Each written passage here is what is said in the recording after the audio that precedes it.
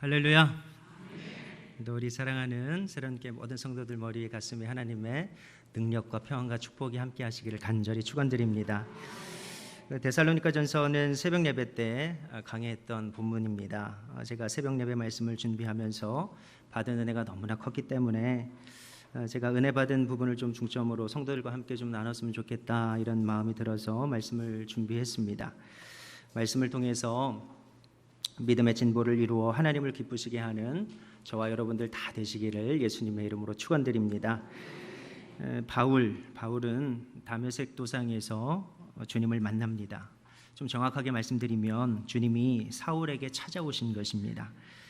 당시 이 사울은 가말리엘 문화생으로 사람들에게 인정받으면서 세상적으로는 부와 명예가 보장된 인생을 살고 있었던 사람이었습니다.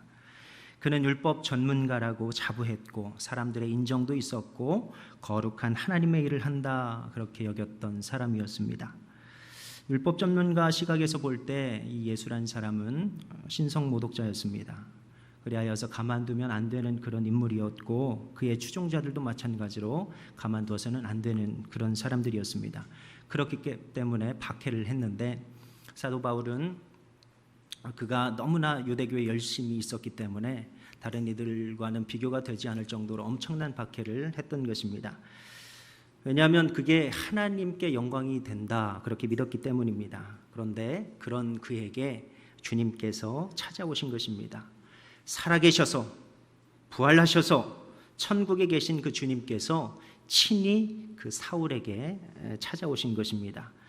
바울 사도는 빌립보서 3장에서 이런 고백을 하는데 나는 8일 만에 할례를 받고 이스라엘 족속이요 베냐민 지파요 히브리인 중에 히브리인이요 율법으로는 바리새인이요 열심으로는 교회를 박해하고 율법의 의로는 흠이 없는 자라. 그러나 무엇이든지 내게 유익하던 것을 내가 그리스도를 위하여 다 해로 여길 뿐더러 또한 모든 것을 해로 여김은 내 주 그리스도 예수를 아는 지식이 가장 고상하기 때문이라.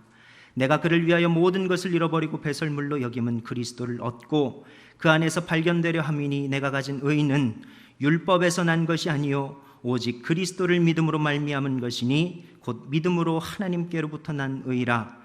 내가 그리스도와 그 부활의 권능과 그 고난에 참여함을 알고자 하여 그의 죽으심을 본받아 어떻게 해서든지 죽은 자 가운데서 부활에 이르려 하노니 내가 이미 얻었다 함도 아니요 온전히 이루었다 함도 아니라 오직 내가 그리스도 예수께 잡힌 바 된 그것을 잡으려고 달려가노라. 아멘. 바울 사도는 주님 만나기 이전에 자신을 율법의 의로 흠이 없는 자라 했습니다. 그러니까 율법을 다 지켰다는 것입니다. 그는 늘 하나님을 의식하는 신앙이 있는 자였고 하나님 앞에 거짓을 고하면 만약에 사랑하시는 자라 그러면 하나님이 징계하심을 알고 있었기 때문에 하나님 앞에 거짓말을 했을 리가 없습니다. 그러니 구약 성경이 말하는 율법 613가지를 그 외우기도 힘든 그것을 다 지켰다는 것입니다. 유대인들은 율법을 지키는 자, 문자 그대로 지키는 자가 거룩한 자다, 완전한 자다 그렇게 여깁니다.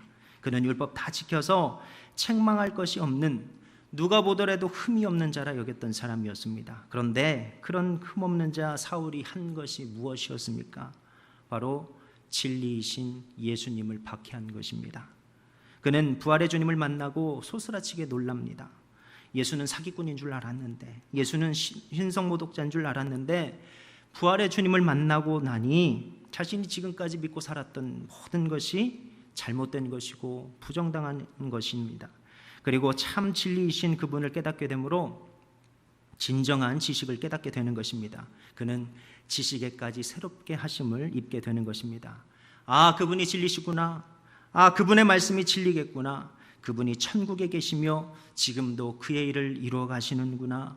지금도 살아계셔서 주님을 사랑하는 자들과 함께 구원을 이루어 가시는구나. 이것을 깨달은 것입니다. 그러면 그런 분을 박해한 자신은 어떻게 되는 것입니까? 정작 자기 자신은 천국과는 거리가 너무나 먼 자임을 깨닫게 된 것입니다. 나는 하나님을 잘 믿는다고 생각했는데, 나는 구원에 이를 줄 알았는데 지금 내가 지금까지 알던 지식이, 내가 살아왔던 삶이 구원과는 전혀 관계없는 삶이었구나. 비로소 진실을 마주하게 된 것입니다. 지금껏 내가 가진 지식은 아무짝에도 쓸모없는 것이었구나. 배설물과 같은 것이었구나. 그것을 깨닫게 된 것입니다. 적어도 하나님을 아는 인생이라면, 그분이 온 천지 만물을 창조하시고 우리가 그분께로부터 왔다는 것을 아는 인생이라면, 이 세상에서 이름 날리고 사람들에게 존경을 받고 해보고 싶은 것 다 하며 살아도 그것은 어디까지나 이 세상에서만 필요한 것일 뿐, 세상 즐거움과 천국의 즐거움을 저울질한다는 것은 참으로 어리석은 일이 아닐 수 없습니다. 그러니 내가 가진 지식이 나를 천국으로 이끌 수 없다면, 그러면 이 세상 정말 잘못 산 것입니다. 헛된 것을 쫓고 살아간 것입니다. 그러므로 사도 바울이 그렇게 이야기하는 것입니다. 나는 어떻게 해서든지 천국 백성 되기를 원한다. 내가 어떻게 해서든지 죽은 자 가운데서 부활에 이르고 하나님과 영원한 생명의 삶을 누리길 원한다. 그럼 어떻게 해야 부활할 수 있나? 이런 질문이 생기게 됩니다. 지금껏 내가 쫓던 헛된 것이 아니라 부활의 주님을 쫓아야 되겠구나.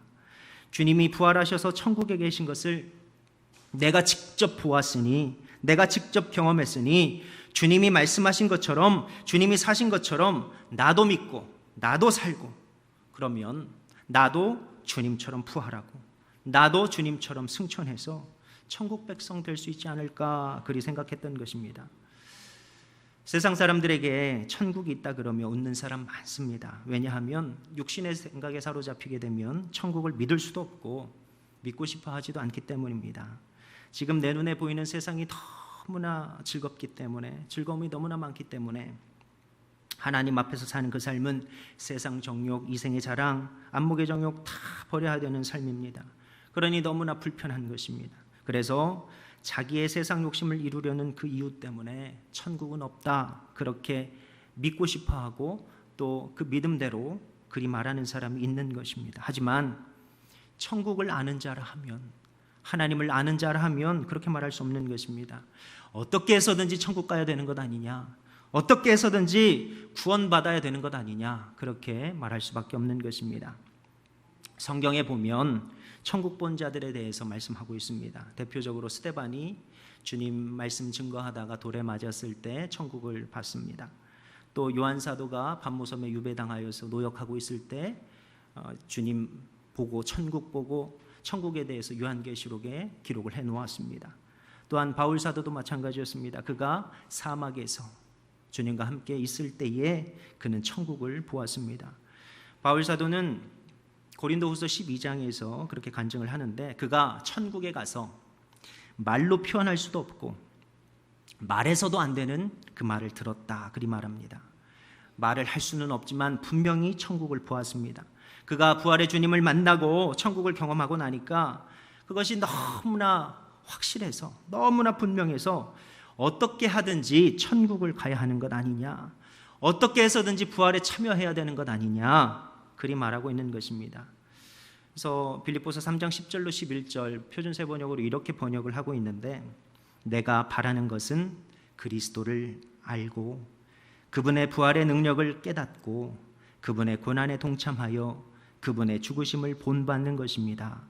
그리하여 나는 어떻게 해서든지 죽은 사람들 가운데서 살아나는 부활에 이르고 싶습니다. 아멘. 그는 그 마음으로 인생 살았던 것입니다. 나는 어떻게 해서든지 죽은 사람들 가운데서 살아나는 부활에 이르고 싶습니다. 그래서 땅끝까지 복음을 전파하라, 주님의 말씀, 그 명령을 받아서 자기가 알고 있는, 자기가 생각하는 땅끝이라고 하는 곳까지 주님을 본받아서 어떻게든지 고난에 동참하여 죽으심을 본받아서 복음을 전했던 것입니다. 사도행전 1장 8절에 이렇게 말씀합니다. 오직 성령이 너희에게 임하시면 너희가 권능을 받고 예루살렘과 온 유대와 사마리아와 땅끝까지 이르러 내 증인이 되리라 하시니라. 아멘. 증인으로서의 삶이 어떤 삶입니까? 먼저 그는 예루살렘과 온 유대 전도를 해야 한다는 것입니다. 거기에는 누가 있습니까? 동족이 있습니다. 그런데 그들은 어떤 사람들입니까? 내가 예수 믿는다고 나를 핍박하는 사람들입니다. 내가 예수 믿는다고 나를 박해하는 사람들입니다. 사마리아에는 누가 있습니까? 사마리아는 전통적으로 유대인들과 앙숙관계였고 원수 같은 관계였습니다. 그리고 비로소 땅끝에 복음을 전해야 되는데 거기에는 누가 있습니까? 이방인들이 있습니다. 세상적 기준에 가치가 없는 이들이 있는 것입니다. 그 모든 사람들을 향해서 주님의 증인이 되어서 복음을 전해야 되는 그 사명을 부여받은 것입니다. 그런데 그는 주님의 명령에 감사함과 순종함으로 그 길을 걸어갔던 것입니다. 왜냐하면 어떻게 하든지 나도 천국 백성 되어 주님과 함께 부활에 참여하기 위해서였습니다. 특별히 그는 이방인을 위한 사도로 부름을 받고 이방인에게 복음을 전합니다. 그가 복음을 전했던 방식은 핵심적인 도시에 가서 안식일에 유대인 회당에 들어가서 성경을 읽고 강론하는 방식을 사용했습니다. 주께서 사용했던 방식과 동일한 방식이었습니다. 그가 복음을 전하자 데살로니가에 놀라운 반응이 일어났는데 많은 믿는 자들이 나타나게 되었다 하는 것입니다. 그들 중에는 유대인도 있었고 그리고 그리스 사람도 있었고 귀부인들도 있었습니다. 그렇게 시작된 교회가 바로 데살로니가 교회입니다. 하지만 복음에 호의적인 사람들만 있었던 것이 아닙니다. 박해하는 유대인들이 있었습니다. 마치 자기의 과거를 보는 것처럼 아주 열정적으로 사도 바울 일행을 박해하는 사람들이 있었다 하는 것입니다. 그들은 어떻게 박해했냐 하면 동네 불량배들을 다 모아서 폭동을 일으켰습니다.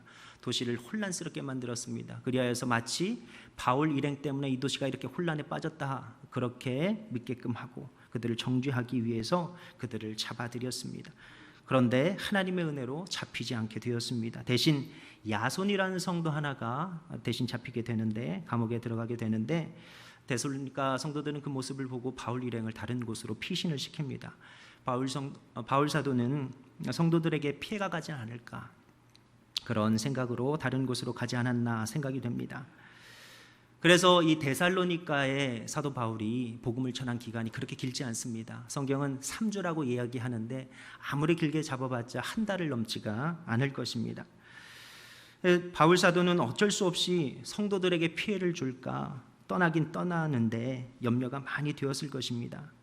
데살로니가 성도들이 복음을 받아들인 지가 얼마 안 됐고 특별히 우리로 치면 지역 사람들한테 예수 믿는다는 그 이유 하나만으로 박해를 받고 왕따를 당하고 그렇게 힘든 시간을 보내야 하는데 그 어려움 때문에 혹시나 그들이 믿음을 저버리진 않을까 걱정을 한 것입니다. 그런데 그가 그 걱정이 돼서 디모데를 보내게 되는데 그때 그가 놀라운 소식 하나를 듣게 됩니다.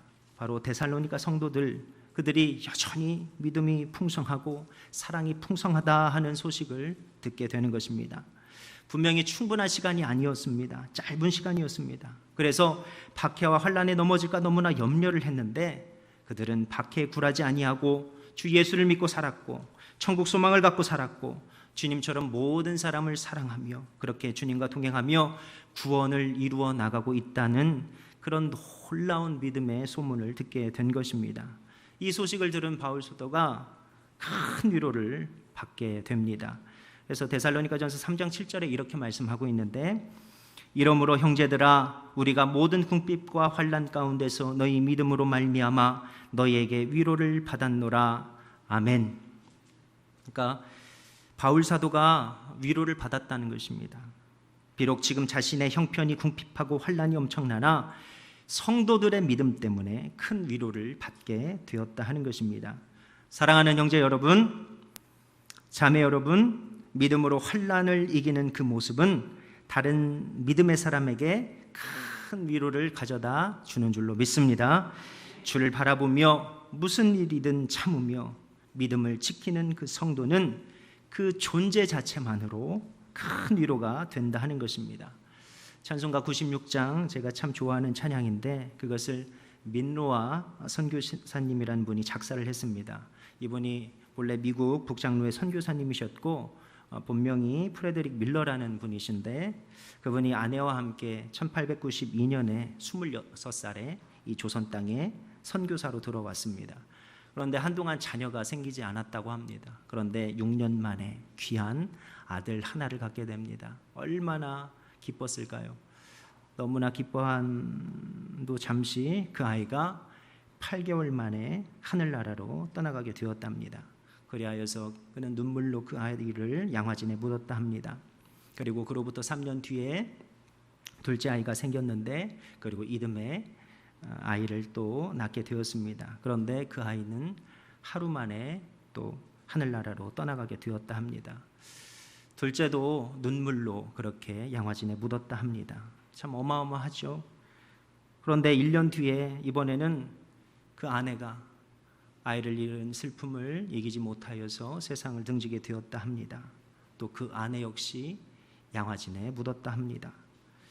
그런 인생 참 끔찍한, 어떻게 세상적으로 보면 참 너무한 인생을 살았던 그 선교사님이 한글로 찬송시를 하나 지었는데, 그 찬송이 바로 우리가 잘 알고 있는 96장 예수님은 누구신가라는 찬송입니다.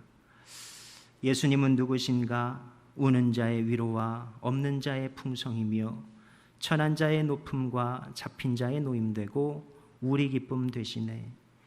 예수님은 누구신가? 약한 자의 강함과 눈먼 자의 빛이시며 병든 자의 고침과 죽은 자의 부활되고 우리 생명 되시네. 예수님은 누구신가? 추한 자의 정함과 죽을 자의 생명이며 죄인들의 충보와 멸망자의 구원되고 우리 평화 되시네. 예수님은 누구신가? 온 교회의 머리와 만국인의 구주시며 모든 왕의 왕이요 심판하실 주님 되고 우리 영광 되시네. 아멘. 세상적으로 보면 참 처절합니다. 하지만 그 아픔이 있을 때 그는 그 환난 가운데서도 주님을 믿는 그 신앙을 잃어버리지 아니하고 그 고통에 함께 참여하고 계시는, 그리고 힘주시고 위로하시는 주님을 바라보며 주님을 진정으로 만나고 경험하고 그 신앙의 경험을, 그 고백을 찬송으로 고백한 것입니다. 예수 믿고 여러 어려움 가운데서도, 특별히 세상의 비난과 조롱 앞에서도 믿음을 잃지 않는 그 존재는 믿는 자에게 그 존재만으로도 큰 위로가 되는 것입니다. 그러니 고난 가운데 있는 자들이 무엇을 해야 되겠습니까? 바로 그럼에도 불구하고 주님 뜻대로 살아가야 하는 것입니다.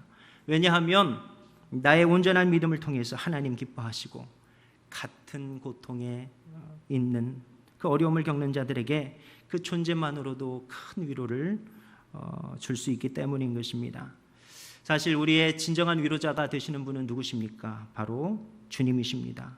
그분은 우리의 연약함, 그로 인하여서 아픔, 고통을 이해 못하실 분이 아닌 것입니다. 그분은 마구간에서 태어나실 정도로 형편이 넉넉하지 않아 어려운 유년을 보내며 가난의 진정한 의미에 대해서 아시는 분이셨고, 아버지를 일찍 여이어서 어머니와 어린 동생들을 부양해야 했던 그런 청년 가장의 삶을 또 살아가셨고, 또 이제 때가 되어서 진리를 선포하실 때 거짓말장이다, 신성모독자다, 온갖 비난과 박해에 둘러싸여 모욕 당하신 분이셨고, 또 믿었던 사랑하는 제자들에게 그렇게 버림받고 배신당하셨으며 하나님의 사명을 부여받고 사명 따라갔는데 온갖 조롱 다 당하시고 십자가에 물과 피를 다 쏟고 죽으신 분이 바로 그분이십니다. 그러나 그분은 그 어려움 앞에서도, 그 환난 가운데서도 하나님 뜻대로 사셨습니다. 어려움 가운데서도 자신이 해야 될 일, 그 거룩한 하나님의 본성의 일을 하신 것입니다. 박해에도 하나님 앞에 겸손하여서 세상 비난, 조롱 다 당하시고 순종하시게 된 것입니다. 그랬더니 어떤 일이 일어났습니까? 빌립보서 2장에 이렇게 말씀하는데, 너희 안에 이 마음을 품으라. 곧 그리스도 예수의 마음이니 그는 근본 하나님의 본체시나 하나님과 동등됨을 취할 것으로 여기지 아니하시고 오히려 자기를 비워 종의 형체를 가져 사람들과 같이 되었고 사람의 모양으로 나타나셨음에 자기를 낮추시고 죽기까지 복종하셨으니 곧 십자가에 죽으심이라. 이러므로 하나님이 그를 지극히 높여 모든 이름 위에 뛰어난 이름을 주사 하늘에 있는 자들과 땅에 있는 자들과 땅 아래에 있는 자들로 모든 무릎을 예수 이름에 꿇게 하시고 모든 입으로 예수 그리스도를 주라 시인하여 하나님 아버지께 영광을 돌리게 하셨느니라. 아멘. 주님이 하나님의 뜻대로 죽기까지 복종하심에 하나님이 그를 지극히 높이셨다, 이렇게 말씀합니다.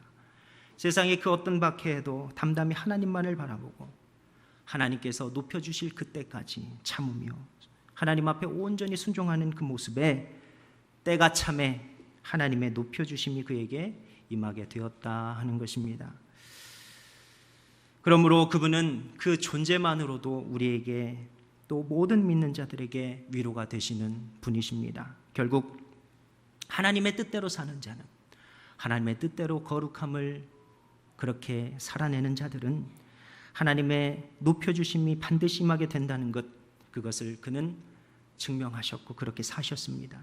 그분을 바라보면 우리가 진정한 위로를 얻을 수 있게 된다 하는 것입니다. 저와 여러분들 어떤 일을 만나셨습니까? 믿음의 길을 가는데 사람들이 조롱합니까? 믿음의 길을 가는데 사람들이 미워합니까? 믿음의 사람들에게 혹시나 배신을 당하셨습니까? 정말 주님의 사랑을 생각하며 특심을 다해서 어떤 사람을 섬겼는데 그 마음이 짓밟혔습니까? 믿음의 길을 가는데 이겨낼 수 없을 것 같은 병마와 씨름 중에 있습니까? 그래서 고통스럽습니까? 그래서 억울합니까? 그래서 원망스럽습니까?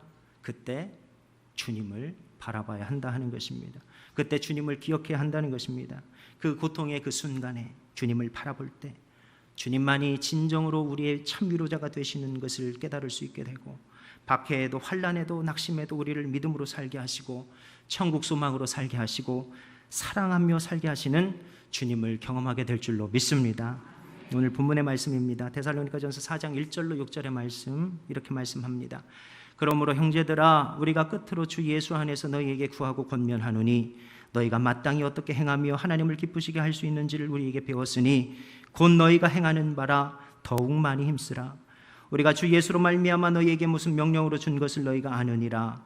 하나님의 뜻은 이것이니 너희의 거룩함이라. 곧 음란을 버리고 각각 거룩함과 존귀함으로 자기 안에 대할 줄을 알고, 하나님을 모르는 이방인과 같이 세욕을 따르지 말고 이 일의 분수를 넘어서 형제를 해하지 말라. 이는 우리가 너희에게 미리 말하고 증언한 것과 같이 이 모든 일에 주께서 신원하여 주심이라. 아멘.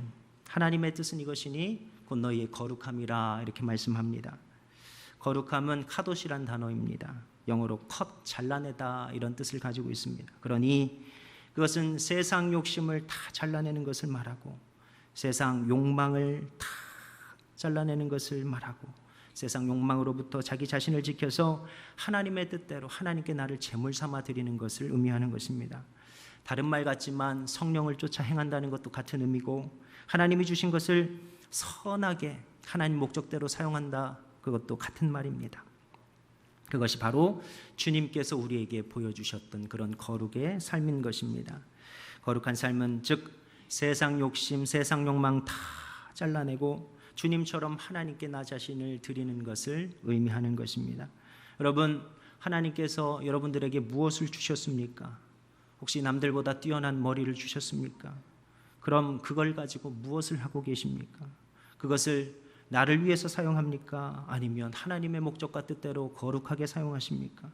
만약에 그것을 선하게 사용한다 그러면 그것이 거룩한 것입니다. 남들보다 많은 물질을 주셨습니까? 그러면 과연 도대체 그걸 가지고 무엇을 하십니까? 나만을 위해서 사용합니까? 아니면 선하게 사용합니까? 만약 내 욕심대로 사용하지 아니하고 주의 뜻대로 주의 영광을 위해서 사용하게 된다면 바로 그것이 거룩이라는 것입니다. 하나님께서 내게 어떤 것을 주셨든 그것을 원망하거나 불평하지 아니하고 내게 주신 그것을 선하게 사용하는 것, 그것이 바로 거룩인 것이고, 그것은 나의 욕심과 나의 만족을 위해서 내게 주신 그 달란트를 세상 욕심을 다 이루려 내가 높아지려 하지도 않고 내가 영광받으려 하지도 않고, 다만 하나님의 목적과 영광과 뜻대로 사용하는 것, 그것이 바로 거룩이라 하는 것입니다. 오늘 본문은 그것을 예를 들어 설명하고 있는 것입니다. 하나님이 허락하신 아내 있습니다. 그것을 만약에 존귀히 여기지 않고 세상 사람들처럼 허탄한 것에 마음을 뺏겨서 세상 욕심대로 누구든 내 마음껏 내가 원하는 자를 내 아내 삼는 것, 그것을 바로 음란이라고 이야기하는 것입니다. 그러나 거룩은 세상 욕심으로부터 자기를 지켜 내 아내를 존귀히 여기는 것, 그것이 바로 거룩이라 하는 것입니다. 하나님이 내게 주신 달란트, 그것이 무엇이 되었든 주신 달란트를 가지고 세상 욕심 위에 사용하지 아니하고 하나님의 뜻대로 사용하는 것, 그것이 바로 거룩인 것입니다. 사실 우리는 율법 다 지키는 것으로 거룩을 이루어낼 수 없는 것입니다. 바울 사도가 딱 정확한 예가 되는 것입니다. 또한 성경에 나오는 부자 청년을 보면 알 수 있습니다. 그는 어려서부터 율법을 다 지켜 살았고 주님도 인정하실 만한 자였습니다. 그런데 그런 그가 주님의 명령 단 하나를 순종하지 못하게 되는 것입니다. 너의 모든 것을 다 팔아서 가난한 자에게 주고 너는 나를 따르라. 이 주님의 명령에 순종을 하지 못했습니다. 왜 주께서 그에게 그의 모든 물질을 요구하셨습니까?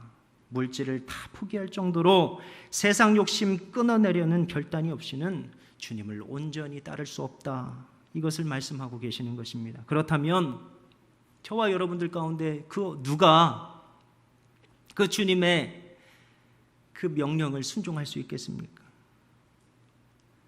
사람으로는 할 수 없으되 하나님은 다 하실 수 있습니다. 주님은 주를 믿는 자에게 임하셔서 그 세상 욕심 다 버리고 천국 백성 될 수 있도록 온전한 구원을 이루어갈 수 있도록 우리 가운데 임하셔서 우리와 함께 거룩을 이루어 나가신다 하시는 것입니다. 사랑의 원자탄이라 불리는 손양원 목사님이 있습니다. 그분은 자기 아들 하나도 아니고 둘을 죽인 그 자를 위해서 경찰에 탄원했습니다. 그를 용서해달라고 탄원했습니다. 심지어 그를 양자까지 삼았습니다. 아무리 생각해봐도 그것은 사람의 힘으로 할 수 없는 일입니다. 그것은 바로 주께서 그 손 목사님을 통해서 거룩을 이루어내신 것입니다. 최춘선 목사님 맨발의 성자로 잘 알려져 있습니다. 그분이 본래 이 부천의 큰 분홍의 아들이었다고 합니다.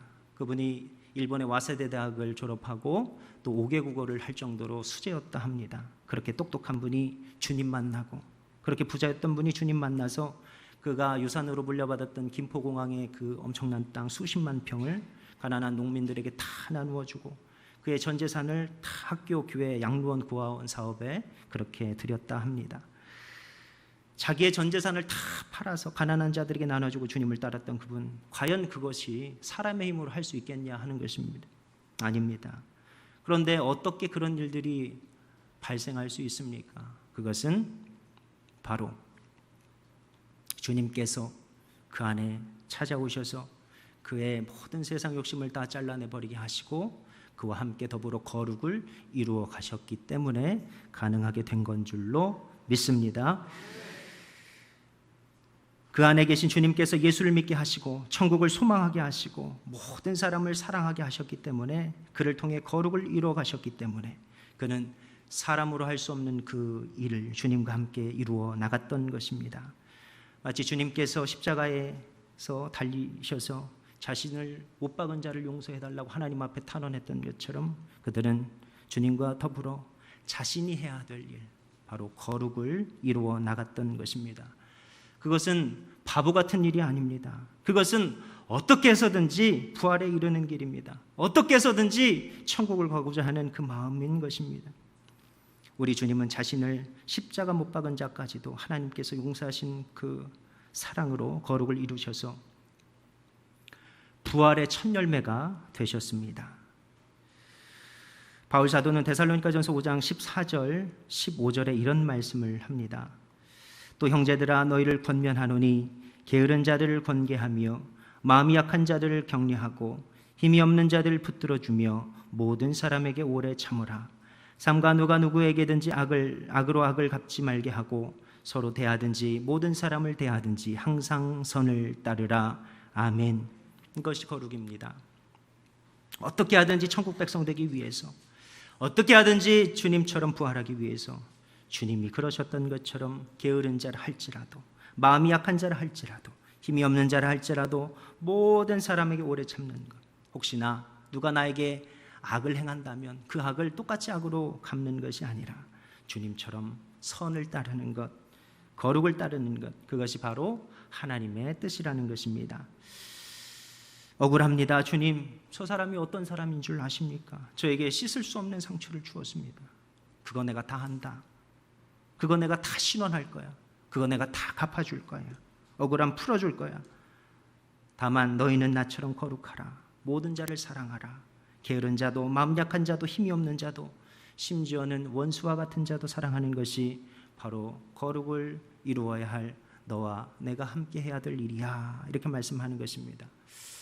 말씀을 마무리하려 합니다. 사랑하는 형제 자매 여러분, 우리 어떻게든 천국 백성 되어야 되지 않겠습니까? 그러므로 주님을 믿고 주님만 믿고 천국 소망 갖고 살며 사랑하며 사시는 복된 성도들 다 되시기를 바라겠습니다. 우리의 힘으로 할 수 없으니 그 거룩을 이뤄 가시는 주님과 함께 정하신 때가 되면 모든 일을 신원하여 주시는 주님을 믿으며 어떻게든 부활에 참여하는 복되고 귀한 성도들이 다 되시기를 예수님의 이름으로 축원합니다. 기도하겠습니다.